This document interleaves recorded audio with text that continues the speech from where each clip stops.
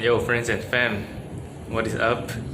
Welcome to another episode of documenting my journey to my ideal lifestyle. So yesterday I was doing some thinking and I was reading this new book I just received by Russell Brunson. Sorry about that. By Russell Brunson. It's called Traffic Secrets. So I've been following Russell for the first time I heard of him maybe was like 4 years ago, when I first began doing understudying under an internet marketer. A friend introduced here in Singapore. So that was when I first came across ClickFunnels, his software and whatnot. But to be frank, I've never used. I've tried the software, but I've never purchased it myself. I use another one, Lead Pages, for creating my websites. But anyway, this guy Russell Brunson basically is still a marketing genius, right? He really is a marketing genius. So I follow a lot of the advice he gives. I've learned a lot from him. But one thing he mentioned about, and in fact, me documenting my journey or me publishing daily like this is also one thing I learned from him, and one thing that I'm trying to I am acting on, you see.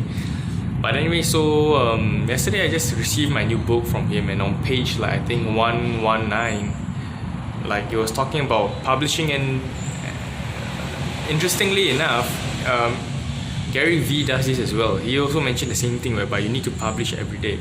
Right? Russell says you need to publish every day for at least a year. Gary Vee says, basically he says you need to publish, and then he says, oh, I know what you're wondering right now. You're wondering, so what's next after publishing, right?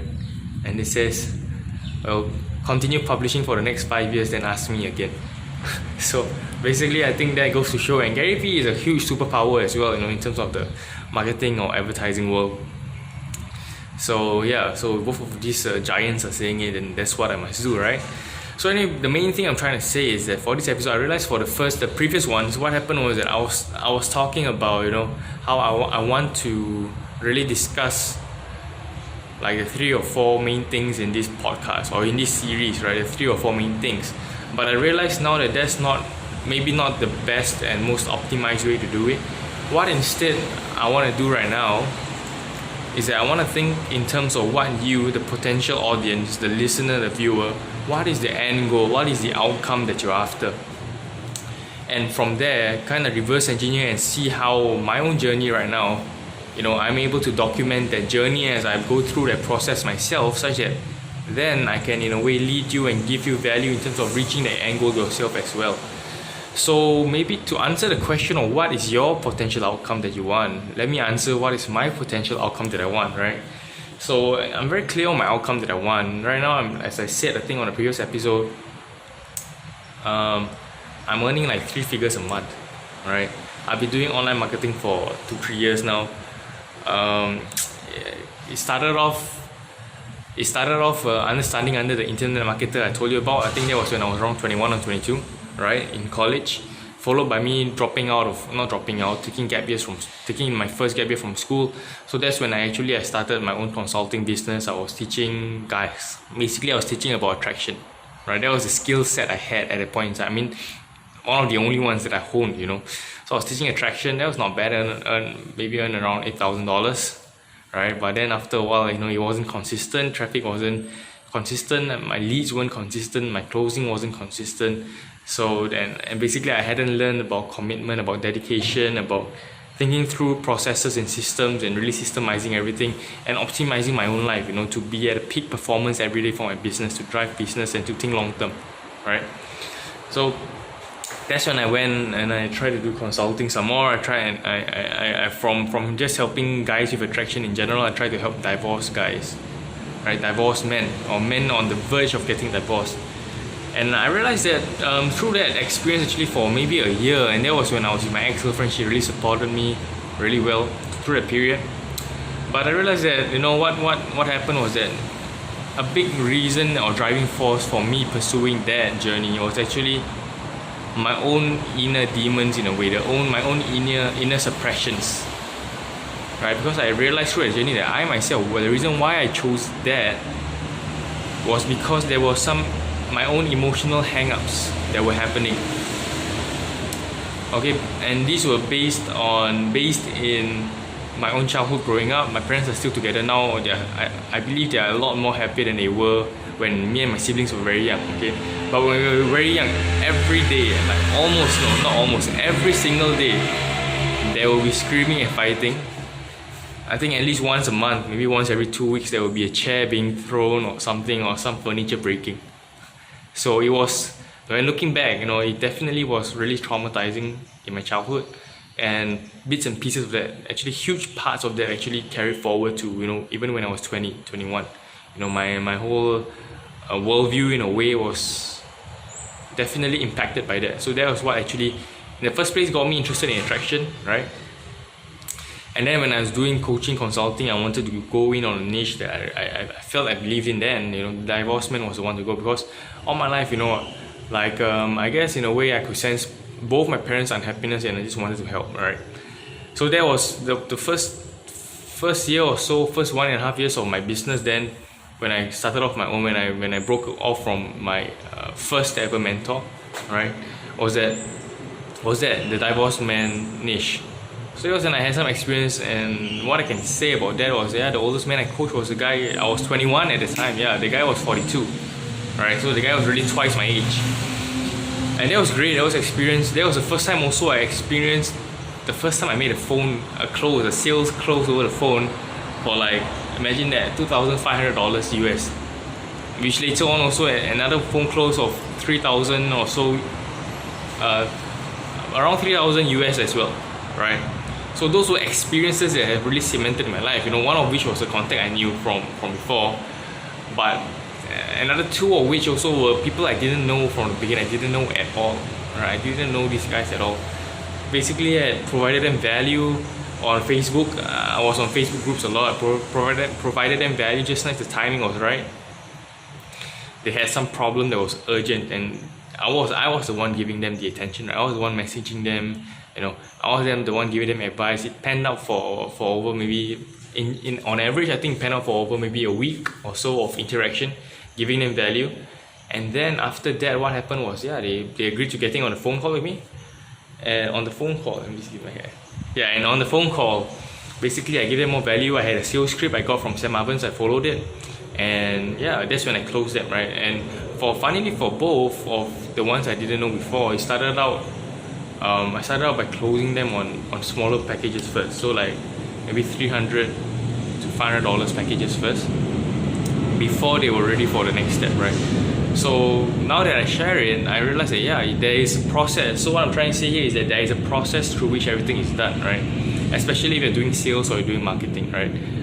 The process of which is whereby first you need to understand that your audience comes out as cold. They are a cold audience. You need to nurture their relationship such that they warm up, over time, progressively warm up to you.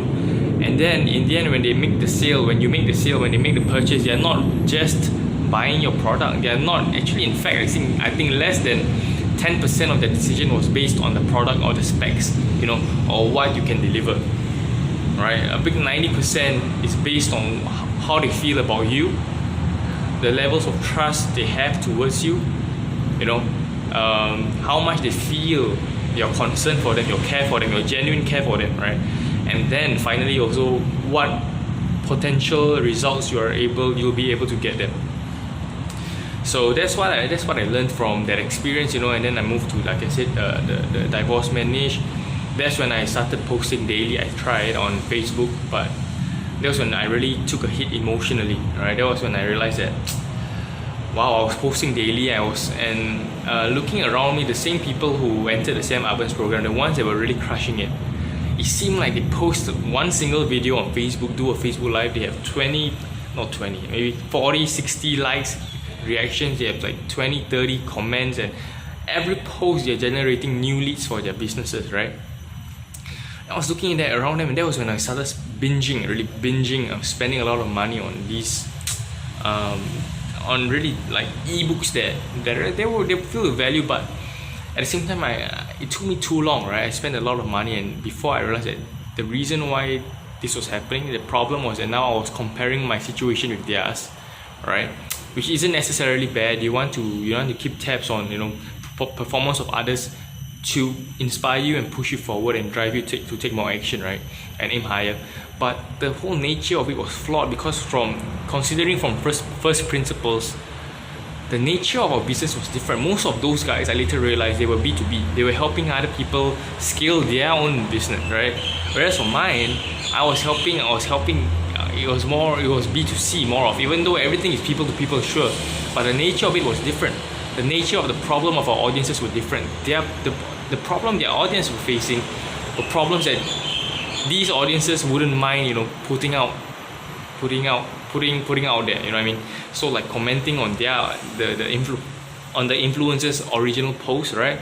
They didn't mind. I wouldn't mind saying that. Oh, I need help in this. I want your lead magnet. I want your free guide on this or that, right? They wouldn't mind. These are all like professional problems kind of ish. So you're not really hanging your dirty laundry, so to speak, in public. But the nature of my business, I was helping divorced men or married men who had problems with their marriage. No one would want to showcase this problem, right? No one would want to showcase this problem to public, especially not on a site like Facebook. And that was the reason also why a platform like Reddit might have been better for me to publish. But again, Reddit itself, then there was a different nature to it, right? These people on Reddit, let's say there was a subreddit called Dead Bedrooms, but because of having the sub and having people post there so frequently and give advice and share their torment going through that experience, problem there is now their experience level is different. Their mindset on people, on the audiences on the platform will be different. So my whole marketing message had to change, right? I couldn't approach it the same way. The context was different for those people on Reddit, for that community, as compared to the people I found on Facebook, right? And in itself, the platform itself also gave rise to different contexts, right? And by the nature of Facebook, I could not be posting the stuff and be expecting to see like 20 likes, 50 comments, right? That's crazy. Because no guy would ever want to post that, that I need this in public, right? Especially on Facebook. So that was a big learning point, and that's when actually the next step. What happened then was that I realized I had this hunch. My hunch was that, okay, and I started to realize that these men would not, if it were me, I would not want to post, I would not want to say, I'm in, drop me drop me your document on, how to outmaneuver my wife or whatever, So even then, based on these words, those were words that I was potentially thinking through at that point in time, because I hadn't yet overcome my own personal emotional residue of resentment that was built up, through my childhood, right. So that was a whole how to call it? Maybe I call it a pedagogy, right? Through which I was really perceiving the problem, because I was personally invested emotionally in it. You see, so the emotions of it, as well as not considering the context of the platform, and as well as the context of my audience's problem, was the problem. And finally, the last thing that also was a problem was that based on not understanding these 2-3 areas, what happened was that the metric I choose to measure and track was totally off, was wrong. So when I was posting daily on Facebook, the metric I chose to measure was, the comments, the interaction, and that was off. Because these guys will not be commenting and interacting, right? But at the point in time, I had a hunch. So my hunch was this. My hunch was that, okay, I think it makes sense, right? It makes sense that these guys wouldn't want to be airing their dirty laundry in public. Okay, makes sense. Now, what should I then do? So if this were the case, what can I do then? And I thought about it and realized, okay, the thing I can do then is, what if now, since they won't be airing their laundry, first and foremost, at the point in time, I was feeling really defeated. I'm posting every day, forcing myself to do a live recording, talking to the audience. It's so tough, especially when you first begin, right? And having so little traction and reaction, and some of them were even like teasing me, poking me, humiliating me in a way, right? The comments, some of them were nasty. But there was a hunch I had, and that gave me some hope, because still at that point in time, there were some guys that messaged and showcased some form of interest. But yeah, I had the hunch, but just so happened when I had the hunch that I think guys are actually might be listening, but they don't want to voice their opinion. I knew the solution then already. The solution was to create some form of low-end product or some lead magnet that they could secretly, or rather not secretly, but or they could non-publicly, so that they could privately vote, to receive. Do you know what I mean? So what I mean is that I had to create some infrastructure in my overall marketing strategy, such that these guys could still see my message.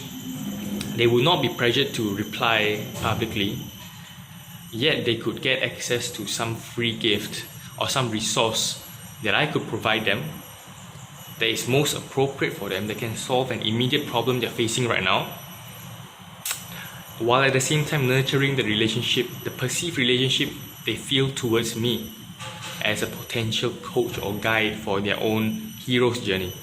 Make sense? I think that was very nicely said. Okay? So that was the idea that was in my head. That was the idea that was planted. The seed was planted. But what happened next was that I got kind of distracted. So a few things happened. Personally, in my emotional life, I was getting comfortable with my then girlfriend. And this was after, I think the previous episode I mentioned, there was one time I was broke, right? So this was right after the period where I really had $100 in my bank account.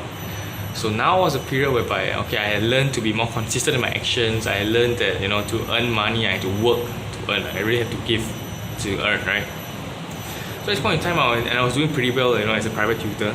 I was working quite minimal hours. I was getting really high pay, up to $60 per hour for my time.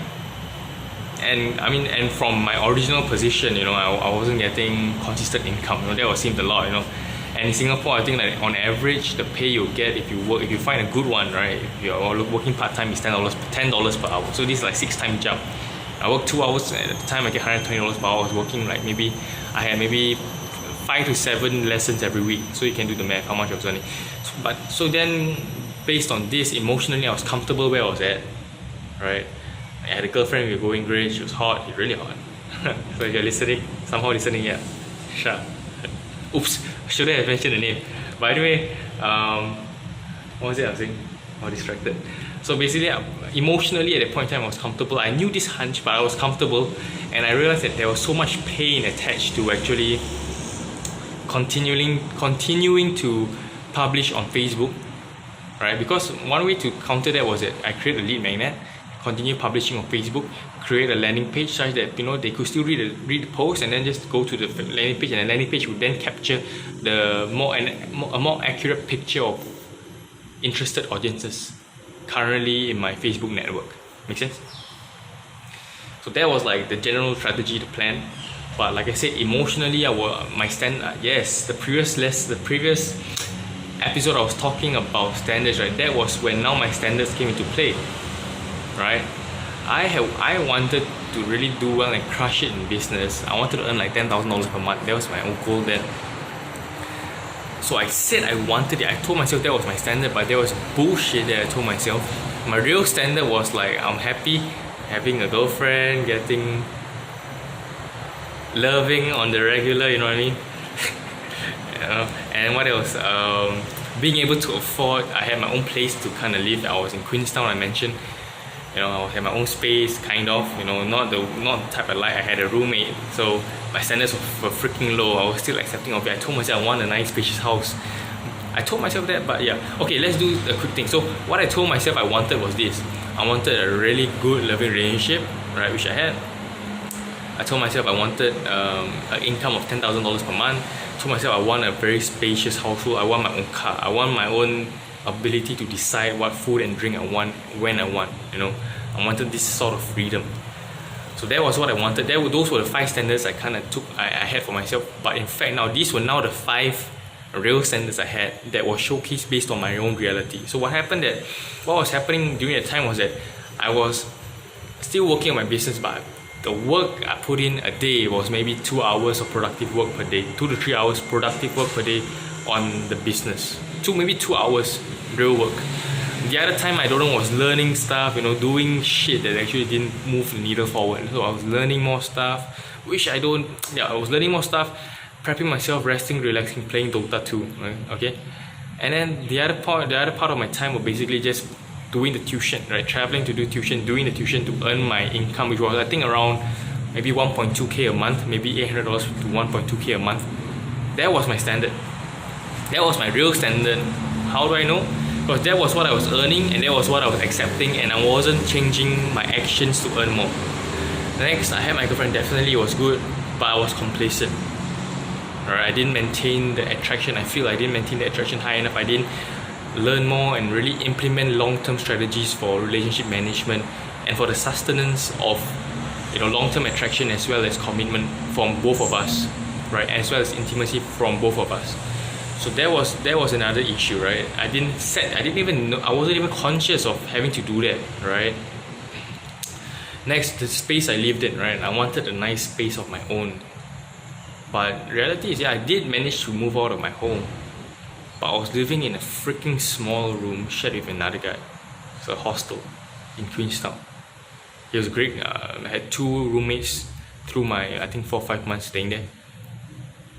Second one was really great. Chi Chang, if you're here, you're a really great roommate. But yeah, anyway, sorry, I digress. Wow, what the heck. So basically, and that was my real standard, which is living in a small little room with another, basically like in between is like this, if there's a rectangular wall, right? You come in the door from here, on the left will be my table, on the right is my table, you walk in another 5 steps, on the left is my bed, on the right is his bed. And the gap between, let's say, the 2 beds is maybe 50 cm. That's half a meter. I don't know how many inches or feet that is, but maybe 1 arm's length away. Right? So that was a real standard I had for my lifestyle, for my home. How I know is dictated by the actual reality I was experiencing, right? So I forgot the other 2 points I already mentioned, but basically I'm just trying to showcase you the difference between what standard I tell myself I want versus what real standard I was setting for myself internally. Okay, so yeah. Anyway, where was I along that journey? So that was me then. So divorced man, and then like me getting comfortable with where I was at. So eventually, what happened was that September of last year, what happened was that I went back to school. I finally ended my 2-year gap year. Went back to school.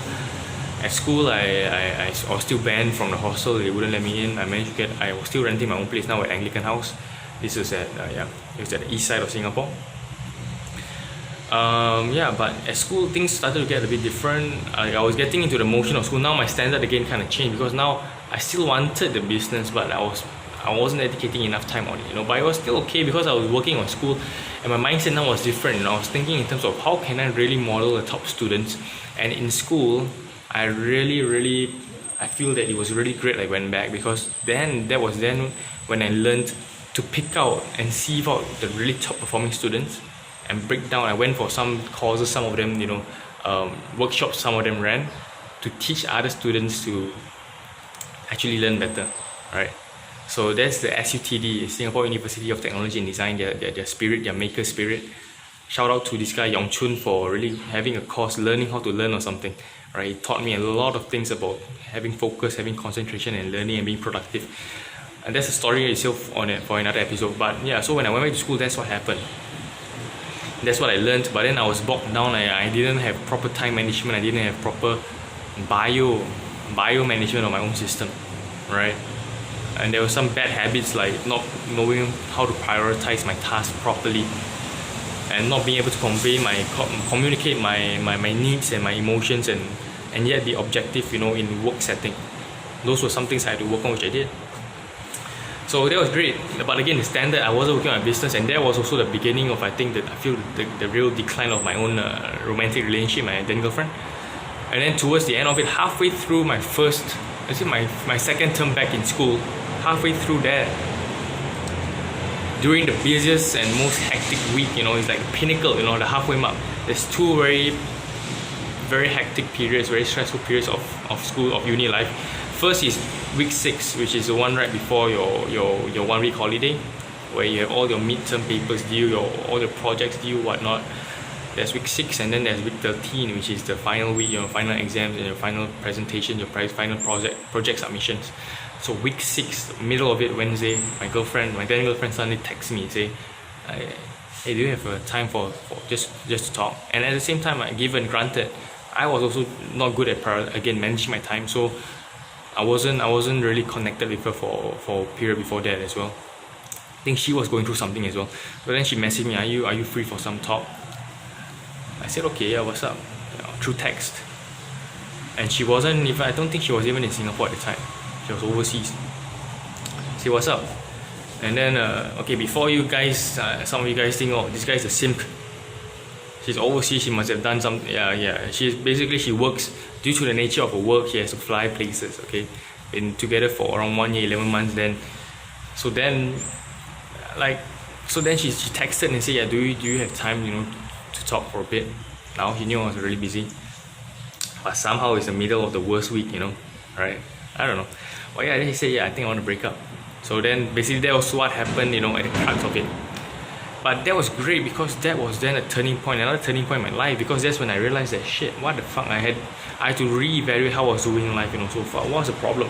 That was when I had a bit of an existential crisis. Why? Because the nature of my work was that I was helping guys sustain their marriages. I had already decided that this is the focus I want to go towards, right? So that's the focus. And at the same time, I signed up for a $100 challenge by Russell Brunson, 30-day challenge, right, to create my funnel. That was when. So there's some other stories in between there. I tried to launch my tuition funnel and whatnot in Singapore. So I got distracted. What I'm trying to say, I got distracted. Back in school, I got realigned back. Especially the breakup, it helped me to really realign my focus, reevaluate what happened. That's when I had a sort of existential crisis because, again, nature of my business, and there was a big how do you call it? There was a very, very big cognitive dissonance. I was helping and charging guys money, quite big money, thousands of dollars to actually get my advice, and yet I couldn't sustain my own long-term relationship. Cognitive dissonance. So I had to go through a lot of stuff emotionally first, reevaluate my life, get a lot of help and resources, or have a lot of faith and patience to go through that process. And right now what happened now is I'm still sticking to my niche. All the more because now I realize, looking back at my own relationship, what the problem was. Okay? And that's when I also, because through that process, I'm now able to create a more clearly defined sales and marketing message to my audience, because I've went through that process. And I'm able to really crystallize and piece together the exact sequence of messages that will bring the audience together with me, hold their hand through that process, from being at that period in that state, going through the thought process, and then coming to the state I am now, right? Which is personally now, in terms of like married man, the niche, I believe yes, everlasting love is possible. The most important of which is to know how to properly manage and sustain your long-term relationship by taking the lead and knowing what to do, and not looking at your wife to give you answers. You're the man, right? But the first thing of doing that first step is to get emotional buy-in and investment from your partner. That's the first step. That's when you're not fighting the journey alone. You're not the only one putting in the effort, but that's when both of you are putting equal amounts of effort to making your relationship work. That's why you need the emotional buy-in. That is the big differentiator between couples and men that try and save their relationship, and for those who succeed and those who fail. That was me kind of practicing my pitch. Not my pitch, but my messaging. But that was basically my messaging, right? So where was I? Yeah, so basically that was what's happened. And then also, so through those stories, I think I mentioned like 3-4 of like stories of my own journey. That was when now so the final thing I mentioned was a breakup. That was when I realigned myself, my vision, purchased another course. This course, my life book, is by John and Missy Butcher. It really helped in realigning the focus in 12 key areas of my life, one of which is, so there's basically 12 key areas. And so yeah, based on that, I think so far, so that's where I am today, right now. So after doing all of those, doing the 30-day challenge, I'm now on a Peng Jun 30-day challenge itself, creating videos for my my audience, right? So this will be, I basically have done the funnel. I've completed the funnel. I have the sales page, whatnot, and I did everything. I created the front-end product, I created my lead magnet, I created an upsell the page. I hadn't really created the product yet because I want to check first if people even want it first, right? So the only last step for me to do right now is drive traffic towards my funnel to check and track and measure the conversion rate, right? That's also why at the beginning of this episode I mentioned that I bought the Traffic Secrets book by Russell Brunson, because I'm driving traffic now. That's my stage. But for my business, my Married Man niche, I'm actually focusing more on probably focusing more on the paid advertising, because I'm very clear on my message. And to be frank, I wouldn't have the energy and the motivation to produce daily in terms of daily organic traffic and to grow it organically, because there is still some I know the message is clear, but there is still some difference in terms of lifestyle. My main deeper passion is more in terms of you guys. So that's why I know that I can commit to publishing daily for you guys, right? And documenting my journey for you guys. So this is the focus for this audience, which is you. For Married Man, I definitely still care about them. The focus will be instead though on paid advertising, because I really am very clear on my messaging. So that's when I can already structure and make use and leverage on Facebook's algorithm. But of course, the only cost to that is that it's paid. So I need to put in like a bit more risk, right? So going back to the whole thing, the reason, wow, that was really pretty epic, right? That was me sharing my story. And I think that's that, I guess now. Thank you guys. That I think was my origin story. It didn't come up before. It really works. But yeah, so the main thing that drove me to answer to share my origin story was I had a question: what end result do you guys probably want? Which needed me to answer what end result do I actually want. So what end result do I actually want? My biggest end result is I want to do something truly meaningful with my life. Like truly meaningful. And I realized that to do something truly meaningful with my life, it needs to entail positively impacting and influencing a large part of society on a global scale. Yeah, that's what I realized. So that, in a way, that's the outcome that I'm after, right? Now, in the process, in the sequence of steps needed to reach that outcome, one of the biggest first things I need is financial independence. Okay, financial independence, and how I perceive financial independence is not such that I save every day. I earn like on average 5,000 a month. You know, to get a regular job, 5,000 a month. I save more than I spend. Invest in property, invest in blue chip stocks, whatnot, invest in the government bonds, whatever. And then over a period of 30, 40 years, okay, I see my investment, I see my results, I see my rewards. So to me, when I talk about financial independence, yeah, I think that's really sound, but that is not my personal game plan. My personal game plan would be, I first start off by increasing my value, by increasing hand in hand, by increasing my monthly income. So when instead of earning $5,000 a month, I would rather earn $20, $30, $40, $50,000 a month first as a standard. Then from the $50,000 a month, that's when I got more leverage to do more stuff, right? To have a higher quality of life together with a higher income, instead of waiting until the end to finally get some big reward at the end. You know, that's not for me. I want to do it hand in hand, right? So my goal in terms of financial independence, which is the first step to my journey, is to increase my monthly income first, which then explains why I'm doing all the businesses that I'm doing, right? And because of that principle, that also means that I'm making short-term sacrifices. I perceive short-term sacrifices as for long-term gain. So like my bank account now probably has a few $100s as well, but I don't feel that's bad, you know, because my standard is, I know I'm now still teaching tuition just for one tuition center right now, but I know that it's sustainable, very sustainable. I know it's consistent. So I know next month I'll be getting this amount of pay and I can live with it. And I've moved back home. I've resolved those emotional issues I had that I mentioned earlier in this video. So I've really moved back home. I really learned how to address conflict resolution. I've overcome those emotional hurdles that originally I had.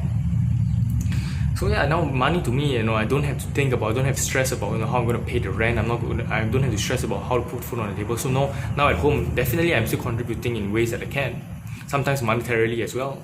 But at the same time, I know that on a basis level, you know, the food will be there. There's a home, there's a shelter, there's a roof over my head. Things will be there. So this helps. And the short-term sacrifice I mentioned that I can do now is that I can purchase and get instant access to what resources I might need along my journey to quickly get my income level as fast as possible to my minimum right now of $20,000 a month. Okay, does that make sense? Do you see how all this ties in with the whole meaning I want to get out of life to my first immediate goal? Right? And the emotional resolution helps as well.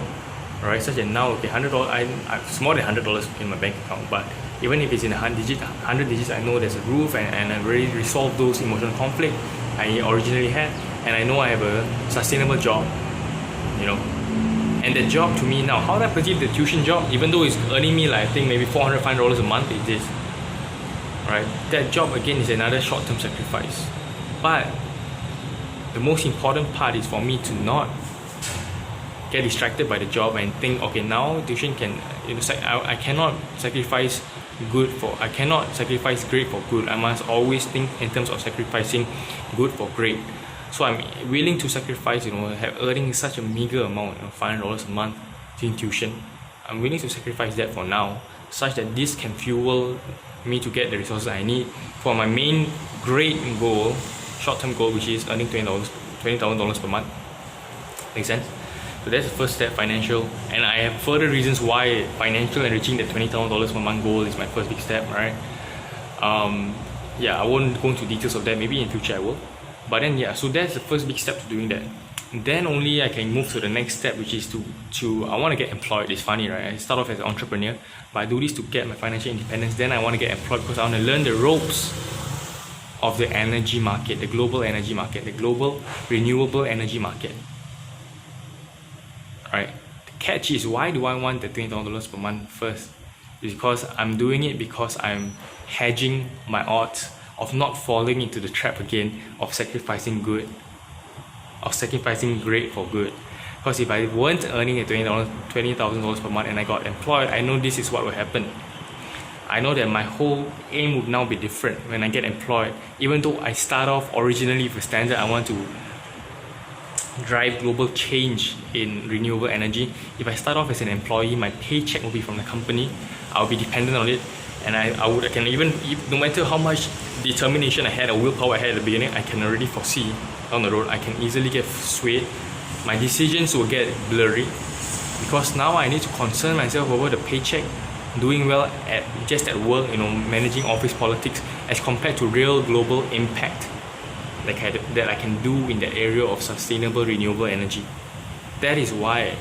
So based on the mindset, based on this mindset, that is why I know I need to have the first step, $20,000 per month. Then I will go into sustainable energy, because that is when I have the greatest leverage on myself, because I know that I can do what needs to be done even when I'm an employee to result in the greatest movement of the needle for me towards my goal of eventually impacting the world on a global scale based on renewable energy.